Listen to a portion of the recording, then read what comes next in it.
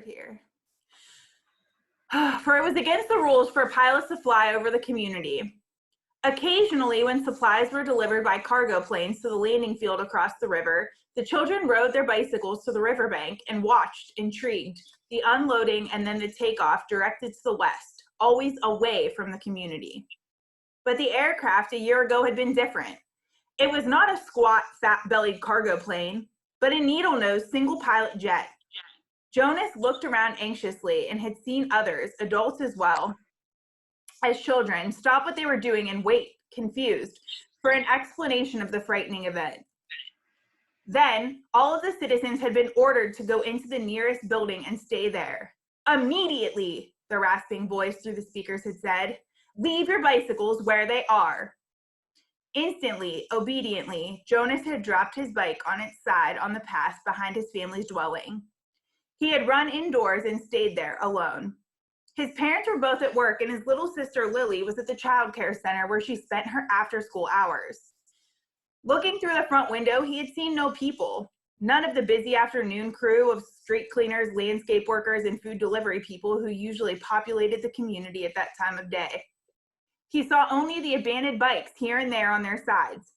An upturned wheel on one was still revolving slowly. He had been frightened then. The sense of his own community, silent, waiting, had made his stomach churn. He had trembled. But it had been nothing. Within minutes, the speakers had crackled again, and the voice, reassuring now and less urgent, had explained that a pilot in training had misread his navigational instructions and made a wrong turn.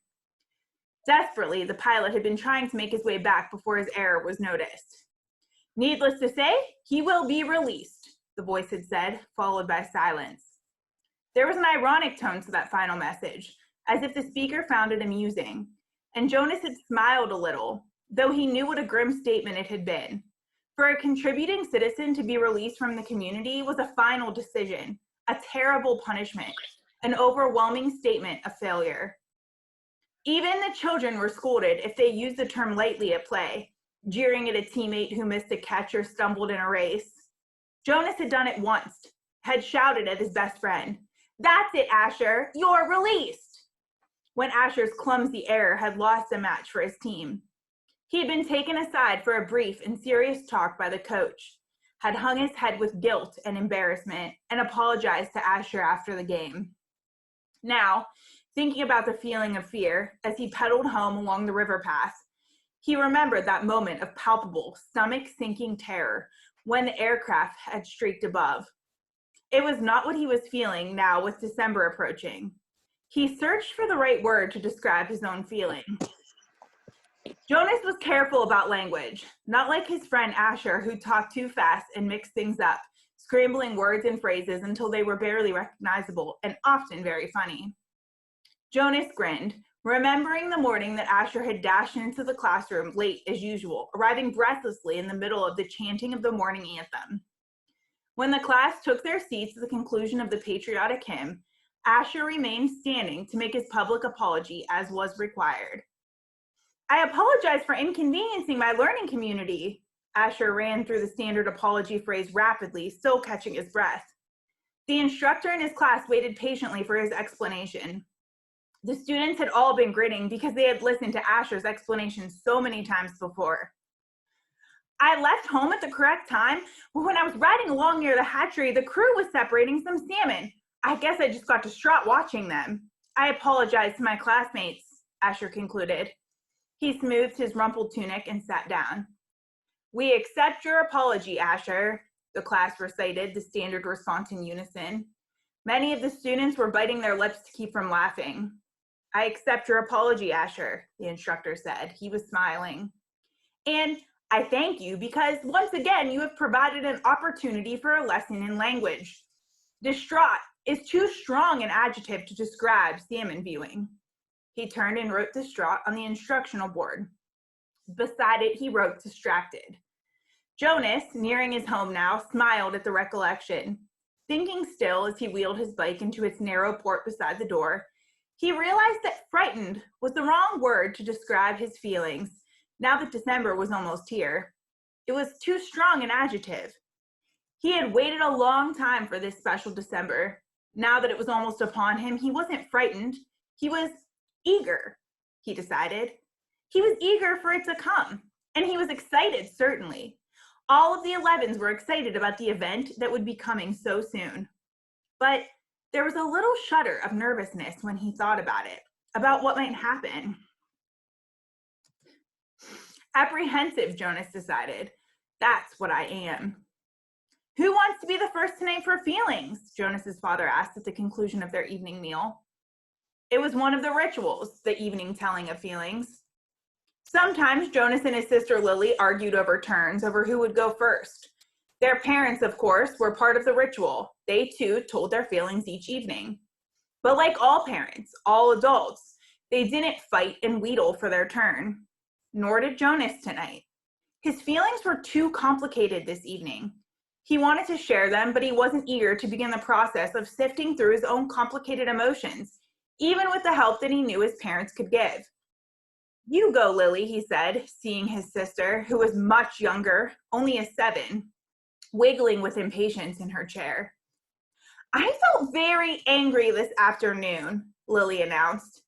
My childcare group was at the play area and we had a visiting group of 7s and they didn't obey the rules at all. One of them, a male, I don't know his name, kept going right in front of the line for the slide, even though the rest of us were all waiting. I felt so angry at him. I made my hand into a fist like this. She held up a clenched fist, and the rest of the family smiled at her small, defiant gesture. Why do you think the visitors didn't obey the rules? Mother asked. Lily considered and shook her head. I don't know. They acted like animals, Jonas suggested. He laughed. That's right, Lily said, laughing too. Like animals. Neither child knew what the word meant exactly, but it was often used to describe someone uneducated or clumsy, someone who didn't fit in. Where were the visitors from? Father asked. Lily frowned, trying to remember. Our leader told us when he made the welcome speech, but I can't remember. I guess I wasn't paying attention. It was from another community. They had to leave very early and they had their midday meal on the bus. Mother nodded. Do you think it's possible that their rules may be different? And so they simply didn't know what your play area rules were? Lily shrugged and nodded. I suppose. You visited other communities, haven't you? Jonas asked. My group has, often. Lily nodded again. When we were 6s, we went and shared a whole school day with a group of 6s in their community. How did you feel when you were there? Lily frowned. I felt strange because their methods were different. They were learning usages that my group hadn't learned yet, so we felt stupid. Father was listening with interest. I'm thinking, Lily, he said, about the boy who didn't obey the rules today. Do you think it's possible that he felt strange and stupid being in a new place with rules that he didn't know about? Lily pondered that. Yes, she finally said. I feel a little sorry for him, Jonas said. Even though I don't even know him, I feel sorry for anyone who is in a place where he feels strange and stupid. How do you feel now, Lily? Father asked. Still angry? I guess not, Lily decided. I guess I feel a little sorry for him and sorry I made a fist. She grinned. Jonas smiled back at his sister. Lily's feelings were always straightforward, fairly simple, usually easy to resolve. He guessed that his own had been too when he was a 7. He listened politely, though not very attentively, while his father took his turn describing a feeling of worry that he'd had that day at work. A concern about one of the new children who wasn't doing well. Jonas's father's title was nurturer. He and the other nurturers were responsible for all the physical and emotional needs of every new child during its earliest life. It was a very important job, Jonas knew, but it wasn't one that interested him much. What gender is it? Lily asked. Male, Father said. He's a sweet little male with a lovely disposition, but he isn't growing as fast as he should, and he doesn't sleep soundly. We have him in the extra care section for supplementary nursing, but the committee's beginning to talk about releasing him. Oh no, Mother murmured sympathetically. I know how sad that must make you feel. Jonas and Lily both nodded sympathetically as well.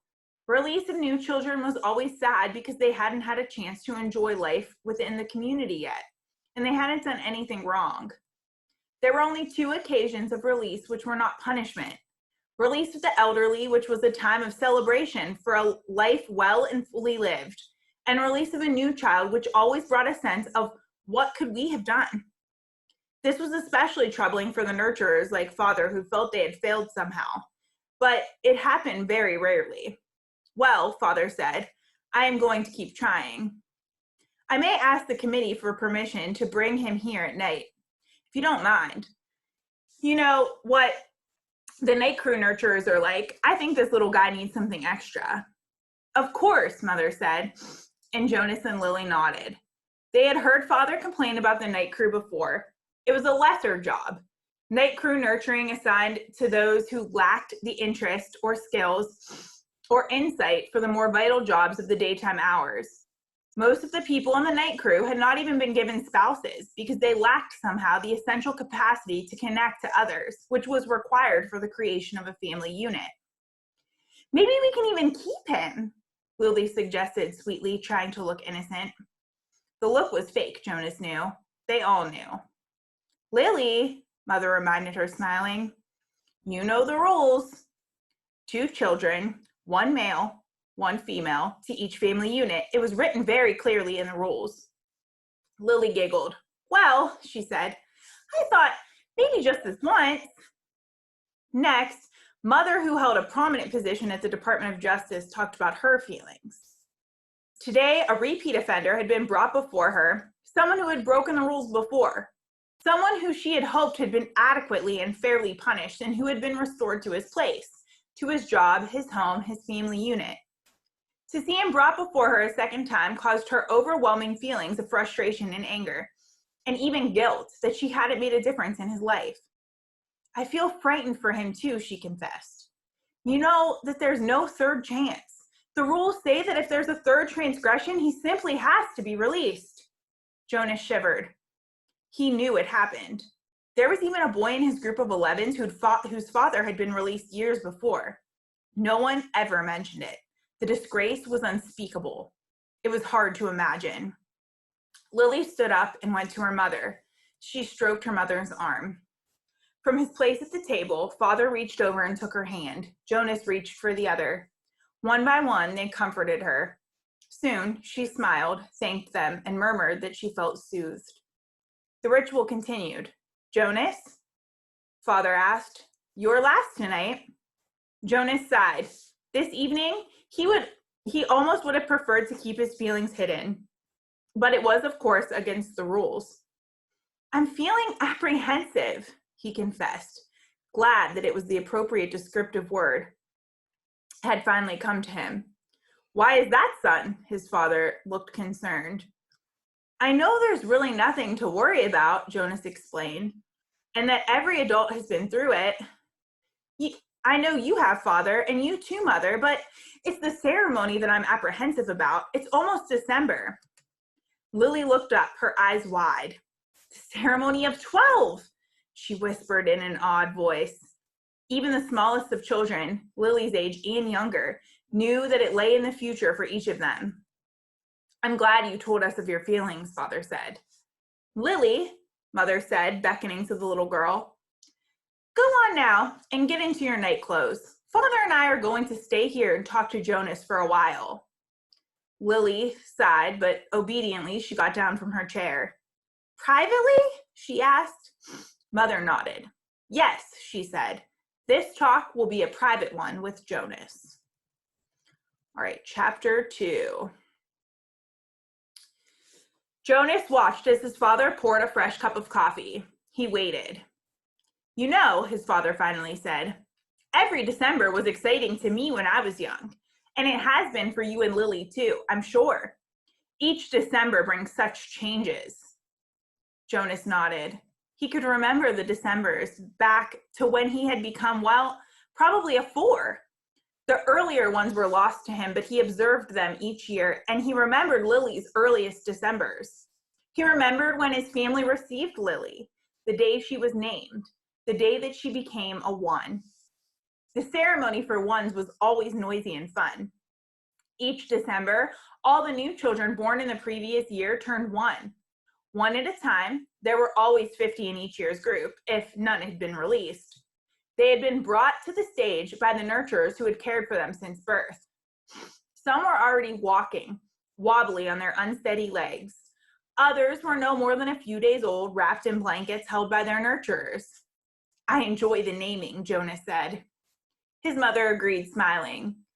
"The year we got Lily, we knew, of course, that we'd receive our female, because we'd made the application and been approved, but I'd been wondering and wondering what her name would be." "I could have sneaked a look at the list prior to the ceremony," Father confided. "The committee always makes the list in advance. And it's right there in the office at the nurturing center. As a matter of fact," he went on, "I feel a little guilty about this, but I did go in this afternoon to see if this year's naming list had been made yet. It was right there in the office, and I looked up number 36. That's the little guy I've been concerned about, because it occurred to me that it might enhance his nurturing if I could call him by a name, just privately, of course, when no one else is around." "Did you find it?" Jonas asked. He was fascinated. It didn't seem a terribly important rule, but the fact that his father had broken a rule at all awed him. He glanced at his mother, the one responsible for adherence to the rules, and was relieved that she was smiling. His father nodded. "His name, if he makes it to the naming without being released, of course, is to be Gabriel. So I whisper that to him when I feed him every 4 hours and during exercise and playtime, if no one can hear me. I call him Gabe, actually," he said, and grinned. Gabe. Jonas tried it out. A good name, he decided. Though Jonas had only become a 5 the year that they acquired Lily and learned her name. He remembered the excitement, the conversations at home, wondering about her, how she would look, who she would be, how she would fit into their established family unit. He remembered climbing the steps to the stage with his parents, his father by his side that year instead of with the nurturer, since it was the year that he would be given a new child of his own. He remembered his mother taking the new child, his sister, into her arms, while the document was read to the assembled family units. "New child 23, the namer had read, "Lily." He remembered his father's look of delight, and that his father had whispered, "She's one of my favorites. I was hoping for her to be the one." The crowd had clapped, and Jonas had grinned. He liked his sister's name. Lily, barely awake, had waved her small fist. Then they had stepped down to make room for the next family unit. "When I was an 11, his father said now, "as you are, Jonas, I was very impatient waiting for the ceremony of 12. It's a long 2 days. I remember that I enjoyed the ones, as I always do, but I didn't pay much attention to the other ceremonies except for my sister's. She became a 9 that year and got her bicycle. I've been teaching her to ride mine, even though technically I wasn't supposed to." Jonas laughed. It was one of the few rules that was not taken very seriously and was almost always broken. The children all received their bicycles at 9, and they were not allowed to ride bicycles before then. But almost always, the older brothers and sisters had secretly taught the younger ones. Jonas had been thinking already about teaching Lily. There was talk about changing the rule and giving the bicycles at an earlier age. A committee was studying the idea. When something went to a committee for study, the people always joked about it. They said the committee members would become elders by the time the rule change was made. Rules were very hard to change. Sometimes, if it was a very important rule, unlike the one governing age for bicycles, it would have to go, eventually, to the receiver for a decision. The receiver was the most important elder. Jonas had never even seen him, that he knew of. Someone in a position of such importance lived and worked alone, but the committee would never bother the receiver with a question about bicycles. They would simply fret and argue about it themselves for years until the citizens forgot that it had ever gone to them for study. His father continued. "So I watched and cheered when my sister, Katya, became a 9 and removed her hair ribbons and got her bicycle," Father went on. Then I didn't pay much attention to the 10s and 11s, and finally, at the end of the second day, which seemed to go on forever, it was my turn. It was the ceremony of 12. Jonas shivered. He pictured his father, who must have been a shy and quiet boy, for he was a shy and quiet man, seated with his group, waiting to be called to the stage. The ceremony of 12 was the last of the ceremonies, the most important. I remember how proud my parents looked, and my sister too. Even though she wanted to be out riding the bicycle publicly, she stopped fidgeting and was very still and attentive when my turn came. But to be honest, Jonas, his father said, for me, there was not the element of suspense that there is with your ceremony, because I was already fairly certain of what my assignment was to be. Jonas was surprised. There was no way, really, to know in advance. It was a secret selection made by the leaders of the community, the Committee of Elders, who took the responsibility so seriously that there were never even any jokes made about assignments. His mother seemed surprised too. How could you have known? His father smiled his gentle smile. Well, it was clear to me, and my parents later confessed that it had been obvious to them too what my aptitude was. I had always loved the new children more than anything. When my friends in my age group were holding bicycle races or building toy vehicles or bridges with their construction sets, or all the things I did with my friends, Jonas pointed out, and his mother nodded in agreement. I always participated, of course, because as children, we must experience those things. And I studied hard in school as you do, Jonas, but again and again, during free time, I found myself drawn to the new children. I spent almost all of my volunteer hours helping in the nurturing center. Of course, the elders knew that from their observation. Jonas nodded. During the past year, he had been aware of the increasing level of observation. In school, at recreation time, and during volunteer hours, he had noticed the elders watching him and the other 11s. He had seen them taking notes.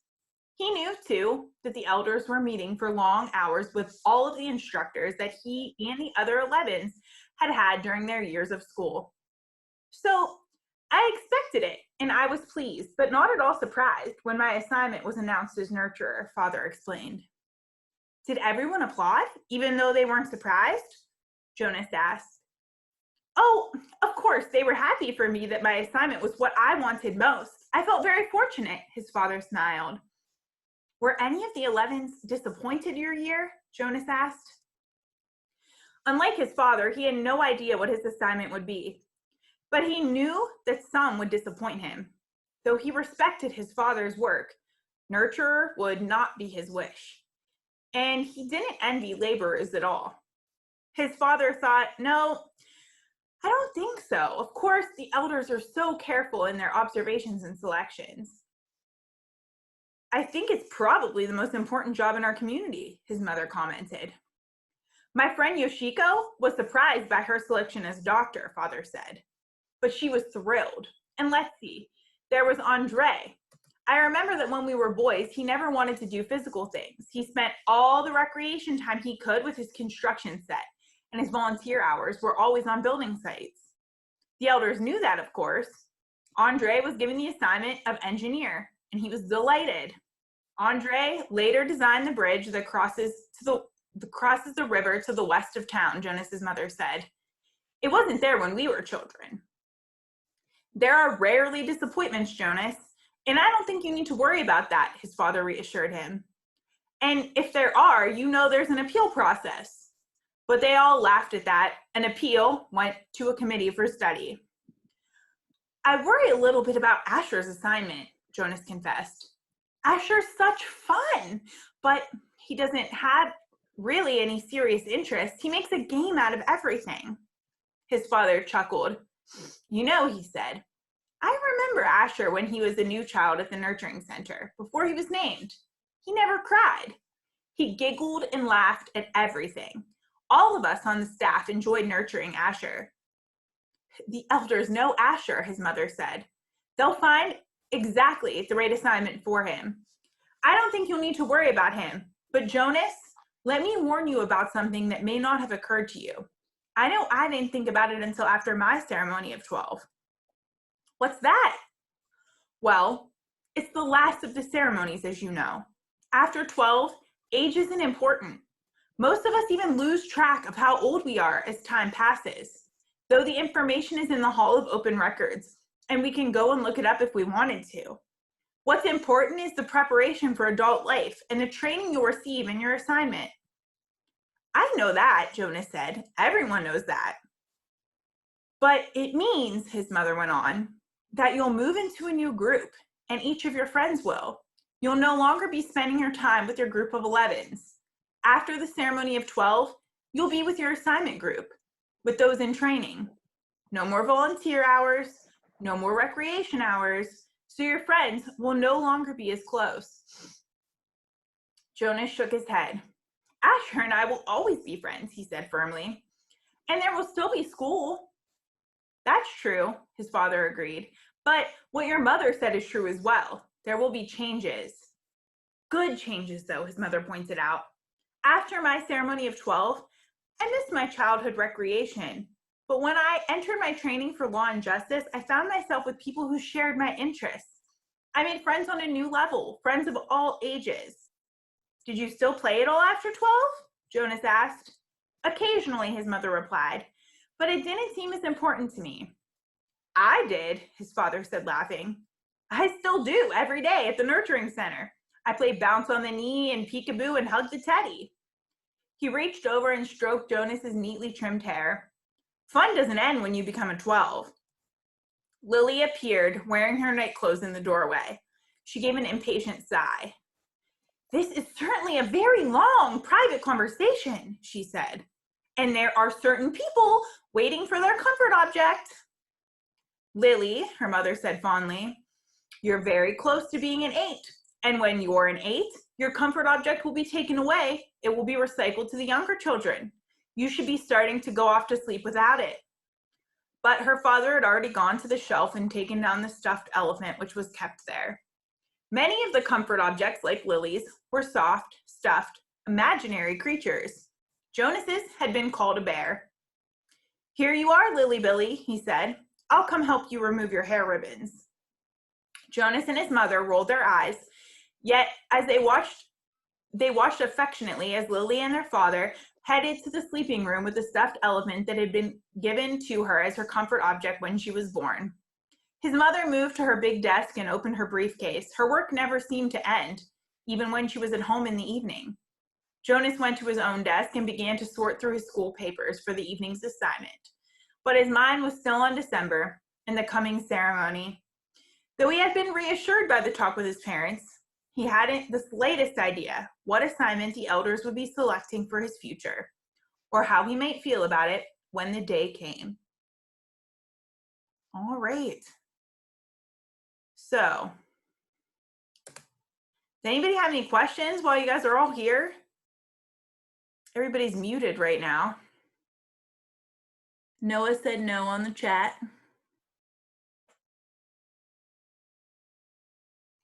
Nobody? I